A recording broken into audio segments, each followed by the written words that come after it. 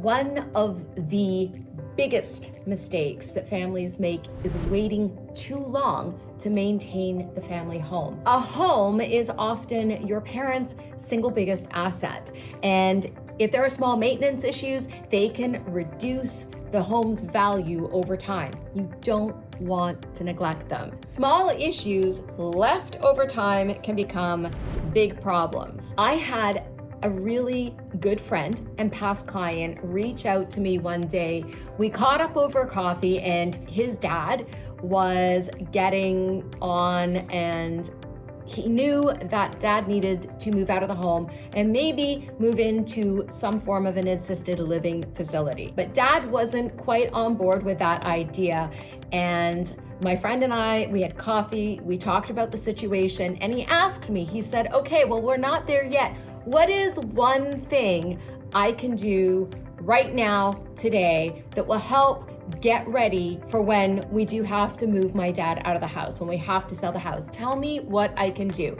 So this is what I will share with you today, because if you're in the situation, I highly recommend to everyone exactly what I told my friend, and that is maintain your parents' home. It is likely, again, as I said, their single biggest asset. Please take a look around with your parents. Look at the roof, look at the state of the major appliances and the systems in the house, the furnace, the air conditioning if they have it. You want to really take a look at the property and fix or repair all the things that need to be maintained. This is going to mean that your parents' house will likely sell for the most amount of money and in the least amount of time when ultimately it does come time to sell. And most importantly, it's gonna be less stress for both you and your parents.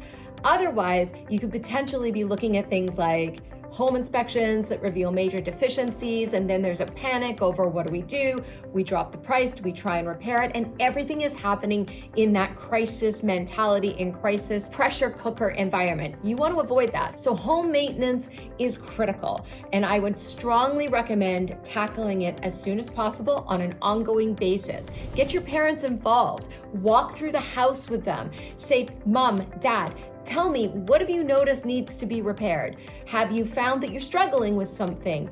You really can ask your parents for their advice and walk through the house with them. Create a list and then start tackling those maintenance items. Deferred maintenance is always going to wind up reducing your parents' property value, and you just don't want to deal with that. Another reason why you want to make sure that the house is maintained and you're getting as much money for the property is that then you're going to have more options available to you and to your parents in terms of where they're going to go. Moving is going to cost money, and there will be expenses that you're going to have to budget for. More money means more options for you and for your parents. It means less stress and a better quality of life for everyone. One of the best things that you can do to help your parent as you're going through this process of making sure that the house is maintained is encourage your parents to find and to keep records of all the maintenance, the updates, the repairs that they've had done. Write down and record the date that things were repaired.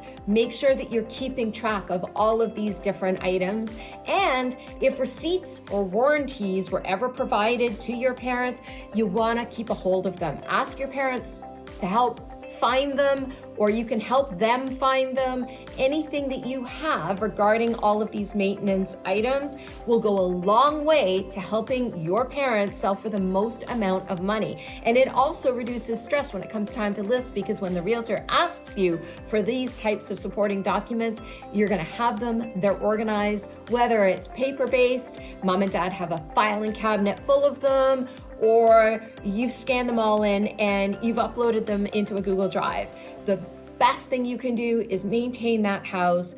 And as I said, organize all of the receipts and the information so that you know what's been taken care of and you have it at your fingertips. A little bit of preparation goes a long way to preventing chaos as you move forward, both for you and for your parents. For those of you that don't know me, my name is Sarah Wallner, and I am a realtor here in Durham region, and I help a lot of families navigating exactly these transitions. If this is something that you're dealing with right now and you're not sure what the next steps are, you're not alone. Feel free to reach out or to leave a comment. And if you want some more practical guidance and information about downsizing, life transitions with aging, and housing decisions here in Durham region, make sure that you subscribe so you don't miss the next video.